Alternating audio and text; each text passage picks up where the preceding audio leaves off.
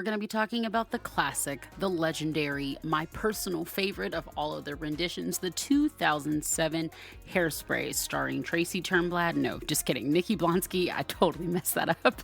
Nikki Blonsky as Tracy Turnblad, our generation's favorite, Mr. Zac Efron, and a lot more incredible cast and crew that we're going to talk about in just a second. Guys, I know that Hairspray has been around for a while, but like I said, we're going to be focusing on the 2007 version and how it really did impact a generation, especially us 90s kids and maybe those a little bit younger and a little bit older. So stick around. Good morning, good night, and good welcome. This is the Jamie Grays podcast. We're going to talk about pop culture and mental health and how we can bridge the gap of those two beautifully wonderful, crazy, and exciting things.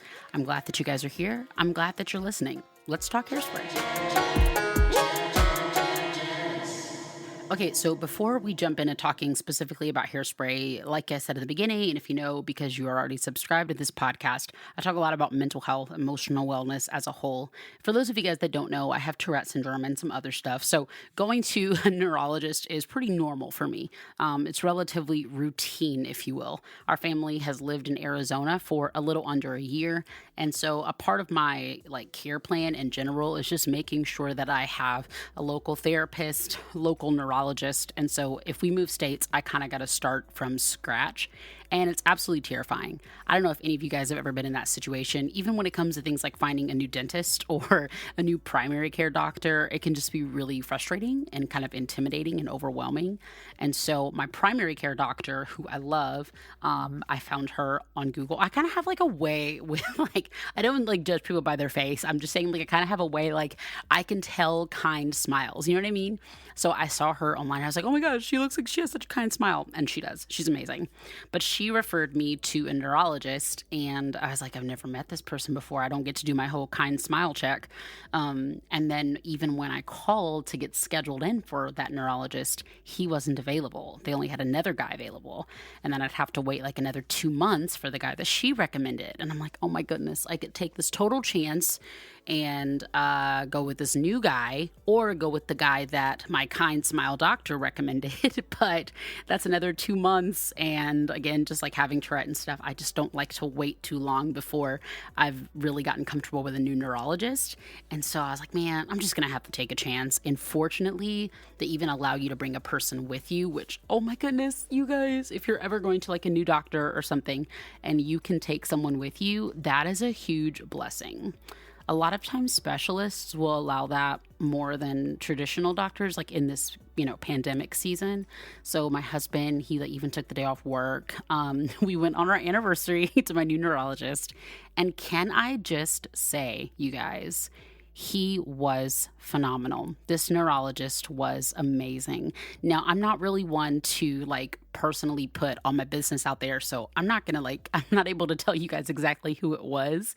If you just so happen to be from Arizona and you want to send me a DM, then that's one thing, because I'm all about encouraging people to pursue great care, a great care plan and great medical team.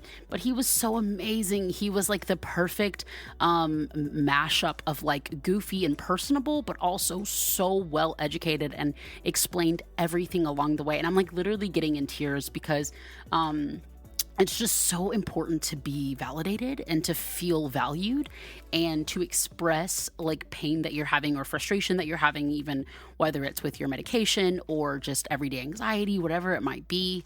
And to have a doctor say, I understand. That makes sense. We're going to figure this out together. These are some options, and to look at your spouse. And in the past, it's been, to look at my big sister that would go with me, or my parents, and to say hey, these are some options for you guys. These are some things you can do. So I just wanted to share that little personal testimonial as a little encouragement to anybody that is pursuing a new relationship with a therapist, a counselor, a specialist, a doctor. That I get it. I've had the not so great experiences before. I did not have this kind of testimonial in California. Okay, Isabella wants to come into my office. She's knocking. I'm going to get up and open the door while I still talk to you guys from across the room. But basically what I was saying is that, hi Bella, is that I did not have, Hi, Bella. She said hi, Bella, to herself. I did not have this kind of experience with my past neurologist. And so it's just really important to me that I'm transparent about that and be like, hey, sometimes you have to try and try and try, even with frustrating care plans and frustrating moments. But I promise, like, if you just keep your support system around you and you just keep trying and stay prayed up, hopefully stay encouraged, listen to this podcast. I promise you, it will be worth it as you continue to pursue a care plan for yourself. So, we're going to talk about Hairspray today. I absolutely love this movie. It came out in 2007. You guys have heard me on the show before talk about the Zac Efronathons that I used to have with my friends. They are Zac Efron marathons. No diss Zachary, but it's before he decided to just, do R-rated comedies. That's not my jam. So, when it was like, what's that one where his brother, it's like the really sad one, all the High School Musicals, all of those hairsprays that came out when I was in like high school or all those movies that came out when I was like in high school and college. My friends and I would have these Zac Efronathons and we would watch them. And if you're kind of wondering like what level of healthy was that, then go and listen to my Celebrity Crush episode because I think that would be very beneficial to listen for a little bit more context. So of course this one was on the list of our movies. I saw it in theaters with my sister Morgan, aka my claim to fame, the poet Morgan Harper Nichols.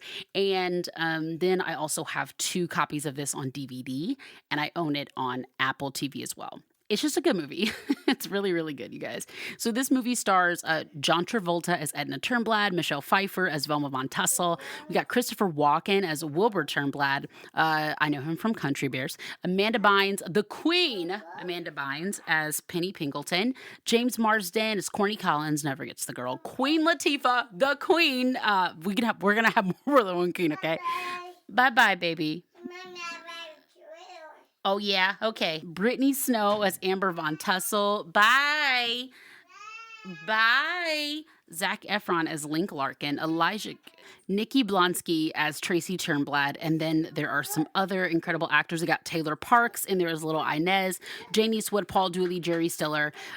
This is a wonderful cast. Oh, Allison Janney is Prudy Pingleton. Elijah Kelly is Seaweed. I can't remember if or it might be is it Elijah Keeley or is it Elijah Kelly? I'm the worst.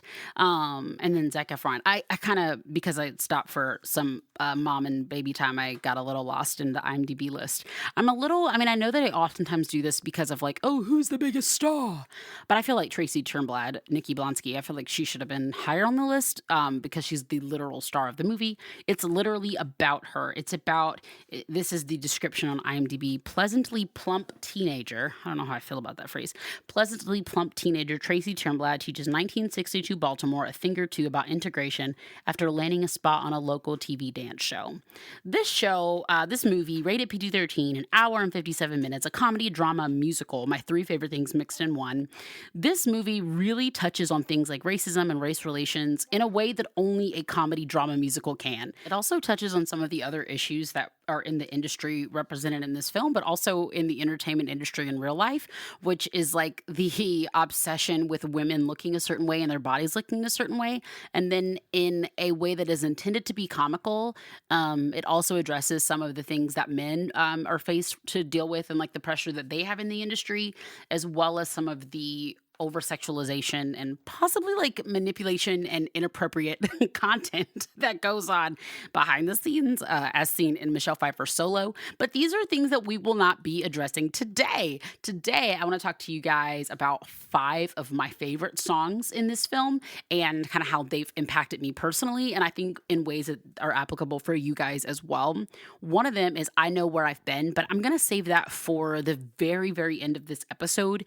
That's a pretty heavy song, and I actually already recorded a little snippet and shared that on the podcast on Monday, but I did take it down because I was like, no, I want to share it in this episode. I was just in the moment on Monday, and I'm really glad I shared it, but I wanted to be a part of this full-length episode. So let's talk about some of the other songs. Now, we've got Good Morning Baltimore, and one of the reasons why I love this song is because it really shows like just not so much the deeper message of the song, but just the the actual visual like interpretation. It's one of the first, if not the very first moment in the film. Nikki Blonsky is performing this as Tracy Turnblad. And I think it's just so important to see a woman that's like not a size whatever performing this song in such a joyful way. There's so much like there's such a stigma around women that don't look a certain way. And I remember I watched this TikTok the other day, and it was of all of these women with curves and all these women like embracing less than perfect bodies and saying that that's what they wanted to show as a representation for young girls growing up. And I was literally like sitting there on TikTok, like crying my eyes out. Like, if you guys follow me on Instagram, then I always post TikToks in my story that make me laugh. But what you guys don't see is me like sitting there scrolling past all the ones that make me cry. Like, no, no, no, I can't post those. I can't post those because, man, oh man, like it's just, it's so beautiful. It makes me so emotional, but in such a good way that women want to help break these standards. And I love that Nikki Blonsky was a part of that in this specific version of Hairspray. I do look forward to the day where we're able to create more content like this that has leads like Nikki Blonsky and has leads like Queen Latifah, maybe even me, that like don't have to necessarily acknowledge that there's a big blonde and beautiful situation going on. That's not one of the songs that I actually even have listed, but that is one of the songs in the film. It's done by Queen Latifah, and she's talking about how she's big, blonde, and beautiful. And I absolutely love it. I mean, she kills that performance. But I think there's something really cool about like having a woman be able to sing a song like that where she's just talking about how she's blonde and beautiful. We don't even have to acknowledge her size. Yeah.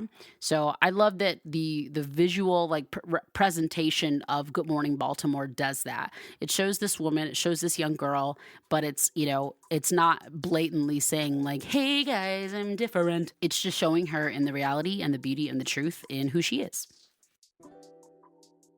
So the next song that I want to mention is Without Love. Now, I love this song because I love it for a bajillion different reasons, but I actually feel like it could totally be a regular pop song. Like it doesn't necessarily, it gives off musical vibes, but it also just gives off like top 20 radio. I feel like if Pink were to cover this song, oh my goodness, I would lose my mind. It would be such a really cool arrangement. I think it would be really cool on radio. If you haven't heard this song before, like it's just it's amazing. Like some of the lyrics are without love, life is like the seasons with no summer. Without love, life is rock and roll without a drummer. And it definitely has some, lyrics in the verses especially that tell very specific moments of what's happening in the film. But melodically and lyrically, especially in that chorus, like I was mentioning earlier, it just has such an amazing message and melody and stuff like that. It's also really funny because, man, there is so much happening in this scene, in this movie. You've got people like hiding in the car. You've got people singing the lyrics while they're like like tied up and hiding. Like there's so much happening in this scene. It's a pretty fast paced scene for such a slow or kind of like half tempo song, which I feel like, I mean, maybe I'm just reading too much into this, but I feel like it's such a cool representation of even how you're feeling as the viewer. It's like it's kind of an anxious moment where you're wondering what's going to happen to Amanda Bynes and Elijah Kelly's relationship, like what's going to happen there, and is everybody going to get out okay? And like the mom played by Allison Janney, she's like, oh, this stuff builds character, yada yada yada, but like, are they going to be stuck in the basement forever? Like, you're really anxious, or at least I'm always anxious, even though I know what's going to happen. But at the same time, so yeah, like everything's like moving really fast. Like, oh, look at this, look at this, look at that, look at that. But in the background, the music's just like, without love, da da da da da da da da da. And so it's almost kind of like love is the thing that just like calms you down and relaxes you and helps you center yourself. And I don't even think that, I mean, I know for a fact that that doesn't mean romantic love. I mean, that could be platonic, friendship, family. There's something about embracing love in your life that can help like not balance you. What's the word I'm looking for? That can help level you, and help ground you. There we go. Help ground you even when everything is visually very anxious and you're at the moment in the movie, the scene, or real life where you're convinced everything is about to fall apart if you don't, act really fast. But I tell you guys, love has a name, says Mr. Adam Weber. And so it's just a really cool moment where it's like, yeah, but love, like, it's going to keep us chill and it's going to make sure that everything's all right in the end. So, y'all know, number three, I got to mention I Can Hear the Bells, right? So, for the longtime listeners of this podcast, you might remember back when this show was called Team Single. It was when I was super single, and I used every episode to either complain about married people that were getting on my nerves, or to fuss at other single people, or to give advice. Like, that's what it was called. It was called Team Single. And before we jump into I Can Hear the Bells, I want to give a quick plug that if you missed the Team Single episodes, if you want to hear more, you can always hop on over to Patreon. This month, I am dropping pretty much all the Team Single episodes, and that is the only place that you'll be able to find them. And some of the questions that you guys have submitted, like, how do I get out of my comfort zone? Can sexual baggage be forgiven? Should I tell my ex that I'm getting engaged? Am I single because I need improvement? These are some of the questions that you guys have sent in that I've been answering, and they're available exclusively on Patreon, all of the old school Team Single podcast episodes. So if you want to check out Patreon, it's patreon.com/Jamie Grace. It's a way to sponsor this show to keep it free, $5 a month. And then in return, you get a bunch of bonus stuff like all the throwback Team Single episodes. But speaking of being single, I'm not single right now, hence why the show drastically changed. I didn't feel comfortable yelling at single people as a married woman. I was like, nah, I'm not about to become the very thing that got on my nerves. Nope. So you can check out some other like dating and relationship resources. I'll put them in the description in the show notes if you'll find that helpful. I Can Hear the Bells is such a good song because it's just fun, but also, y'all, come on now, we can't. You know what I mean? It's so easy to be so over dramatic. And it's, of course, I mean, it's a song, it's a musical, it's supposed to be dramatic. So this is not me knocking the song. But we just have to make sure that we're mindful that we don't allow these things to impact us so much in our regular everyday lives that we begin to behave this way. When I first met my husband, I was like, oh, I'm going to marry him. Like, before I even talked to him, I just knew. But even with that, like, I still had to be very mindful that just because I felt this way and just because I was thinking about these things didn't mean that it was about to happen right away. And guess what, y'all? It did not. I tried flirting with him. I tried kind of picking on him because that's how I flirt. And it did not work. He was actually kind of offended, and all his friends were kind of like laughing at him, and he felt kind of uncomfortable. And I didn't even get his name, and we lost touch because we never actually got in touch. And it kind of tanked if it was not for Instagram and a year later. But what I'm getting at is that I kind of had an I Can Hear the Bells moment where I was like, oh yeah, he's mine. But we weren't on the same page. And so it got weird. So be mindful of that, bruh. Be mindful if you are team single. That is a beautiful thing.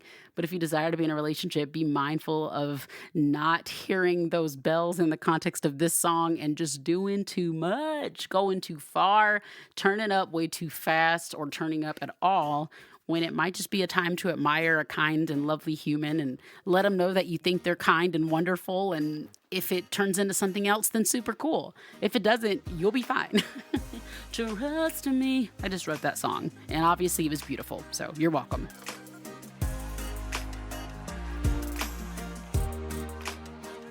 All right, so for number 4, we actually have a tie, but they kind of serve the same purpose in my own personal heart. We've got The Nicest Kids in Town, and then we've also got Run and Tell That. So I like both of these songs because of the way that they tackle race and the way that they talk about it. I think a lot of times, like, if I mention like, oh, like, I'm black, or like if I'm telling a story and I'm like, oh yeah, that person was white, people are like, oh, you mentioned race, like, we're all divided now. And I'm like, but weren't you just singing Hairspray like 5 minutes ago? When we talk about race in a weird way, yeah, bruh, it's weird. But when we acknowledge it, when we have intention behind it, it makes sense, because that's what intention does. It helps things make sense, pure intentions at least.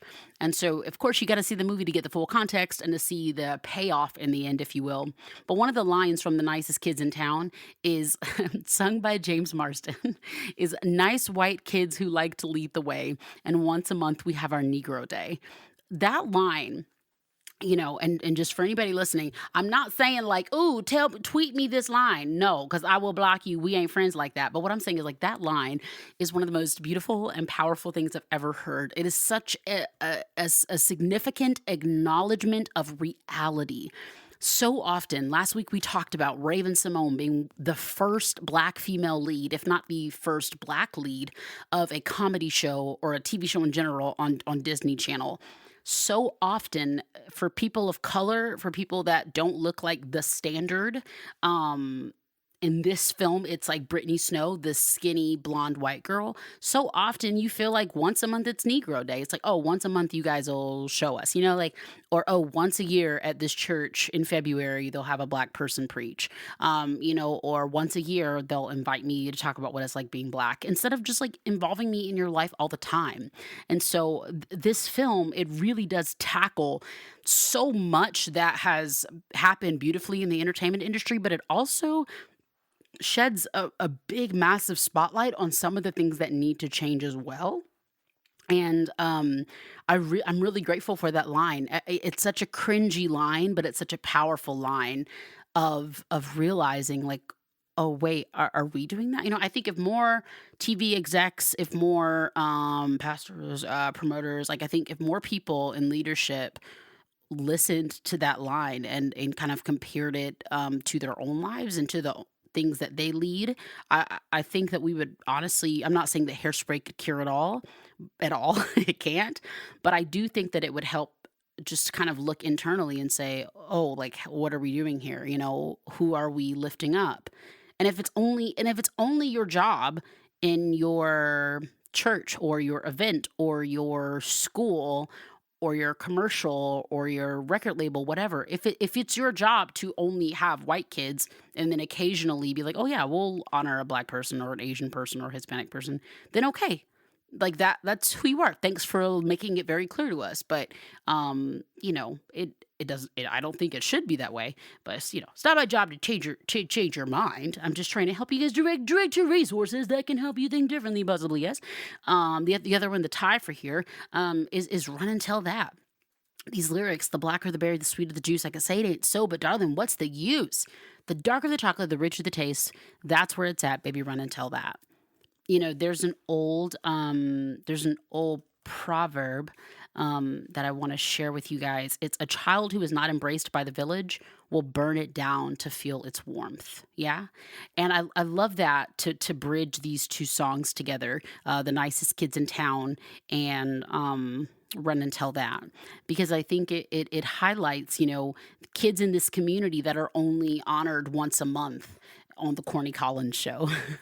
They're only honored once a month, and they're now choosing to say like, okay, well, we're going to have to really hype up how we hype ourselves up because nobody else is doing it. As we see it later turns into protesting and marching and really wanting to make a bigger difference, and some of the other kids even offering some other alternatives. And so I think it's just important to acknowledge that it's like these are the repercussions of that. Of course, it's also a beautiful thing to acknowledge who you are and where you come from. But a lot of times it's a response to not feeling valued and not feeling like people care and not feeling like people love you for who you are.